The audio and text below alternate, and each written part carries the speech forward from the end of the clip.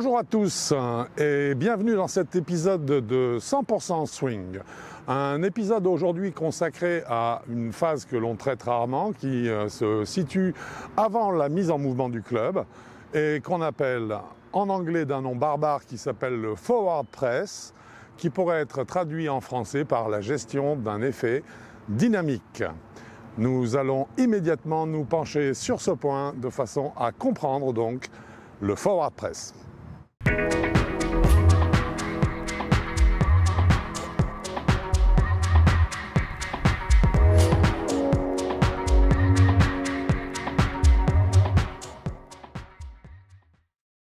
L'une des pires fautes qui puissent être commises au golf consiste, une fois que le joueur est placé à l'adresse, prêt à démarrer son geste, consiste justement à avoir tendance à démarrer d'un coup en arrachant quelque part la tête de club du sol, ce qui va malheureusement mettre, je dirais, en avant une partie du corps, ou en tout cas peut-être un bras, peut-être des jambes, des hanches, un mouvement des épaules, qui font qu'on va effectivement, pour démarrer le geste, avoir tendance à être un petit peu trop brutal dans le démarrage. Nous savons tous qu'en fait l'idéal est d'aboutir à un démarrage du club dans le swing, une fois qu'il est placé derrière la balle à l'adresse, qui soit aussi doux que possible, de façon à ce que, je dirais, cette douceur puisse permettre d'effectuer une coordination des différents éléments qui vont être mis en œuvre pour mettre ce club en mouvement. Donc en fait, ce qu'on ne veut pas, c'est arracher le club. Ce qu'on veut, c'est arriver à avoir un démarrage de swing qui soit aussi huilé que possible, afin que toutes les parties du corps se mettent en mouvement ensemble pour réaliser, à exécuter le swing. Le mouvement que nous allons faire afin de nous garantir une mise en mouvement fluide donc du club, c'est ce qu'on appelle un forward press. Alors qu'est-ce que c'est que ce forward press? Ce forward press, c'est un mouvement qui est un mouvement préparatoire, ou entre guillemets un mouvement qui se passe avant la chronologie qui démarre par mon club se met en mouvement, ça y est, mon swing a démarré. C'est un mouvement qui se passe avant ça, et qui va permettre de créer un effet dynamique. Alors un effet dynamique, qu'est-ce que c'est? C'est un effet ressort. C'est ce qui fait que par exemple, là, ma main droite, que je vais lancer vers l'objectif, ne profite d'aucun effet dynamique. Je la pousse vers l'objectif.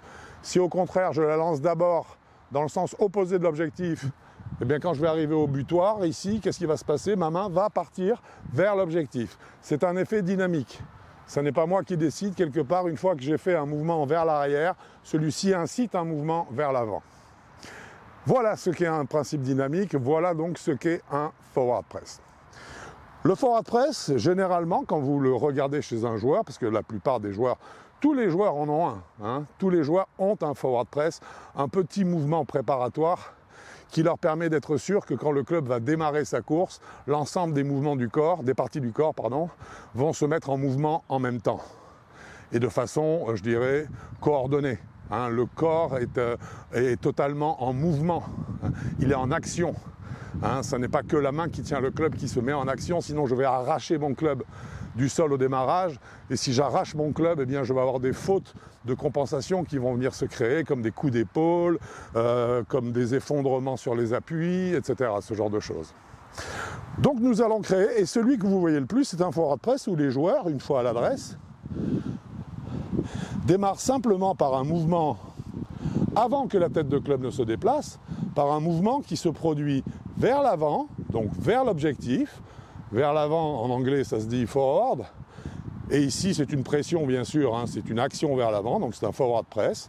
Ici, cette action vers l'avant va m'inciter, lorsque j'arriverai, entre guillemets, en bout de course, ici, ça va m'inciter, une fois en bout de course, à démarrer un geste dans l'autre sens.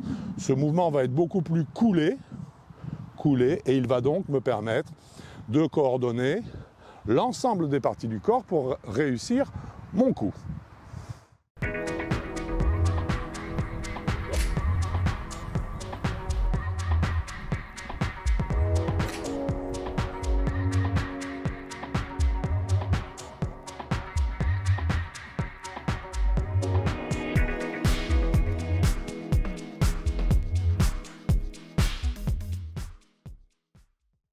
Cette fois, vous l'avez bien vu, j'ai effectué un forward press qui a consisté à amener mes mains vers l'avant, vers l'objectif, de façon à ce que la tête de club puisse démarrer d'une façon beaucoup plus fluide et en étant bien sûr plus coordonnée avec les autres parties du corps. Ceci étant, le forward press que je viens de vous montrer et qui est le plus fréquent n'est pas forcément le plus efficace. Si nous reprenons notre position de départ, nous réalisons que ce forward press que je vous ai proposé jusque-là est un forward press qui sollicitait les mains, nous le verrons, nous l'avons vu d'ailleurs déjà dans d'autres épisodes de 100% Swing, font partie des éléments élévateurs. Donc, en fait, je me suis servi de mes élévateurs, de mes mains, et si d'ici j'essaye de visualiser un petit peu le type de mise en mouvement de club que crée mon forward press des mains, eh bien je me rends compte qu'il s'agit en fait d'une rotation qui se situe beaucoup ici et qui quelque part verticalise beaucoup parce qu'elle donne beaucoup d'importance à mon action de main, elle verticalise le travail du club terriblement. Je dirais que quelque part le forward press, lorsqu'il va se produire à partir des mains, est un forward press qui va très bien fonctionner, mais qui malheureusement va limiter l'amplitude du geste. Un manque d'amplitude va se traduire par un manque de vitesse, ce qui se traduira bien évidemment par une perte de distance.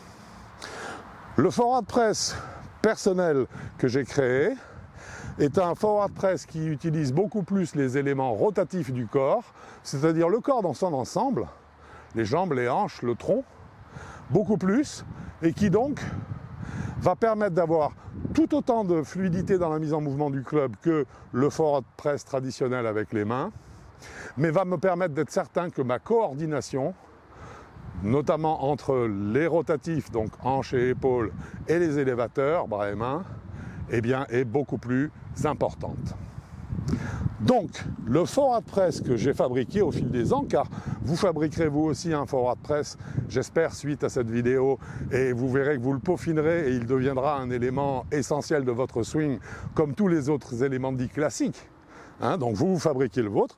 Le mien, en tout cas, eh bien, je l'ai créé par une action de la hanche droite qui va démarrer en fait, alors que mon club ne démarre toujours pas. Je vais la lancer vers l'objectif. Je vais très vite atteindre la limite butoir de mon effet dynamique qui va donc reporter ensuite ma hanche vers l'arrière, ce qui cette fois-ci va se traduire par une mise en mouvement du club. Donc ici, mon forward press va être davantage ceci, puis cela, et lorsque mes hanches reviendront au niveau de ma balle, mon club démarrera avec la plus grande fluidité possible.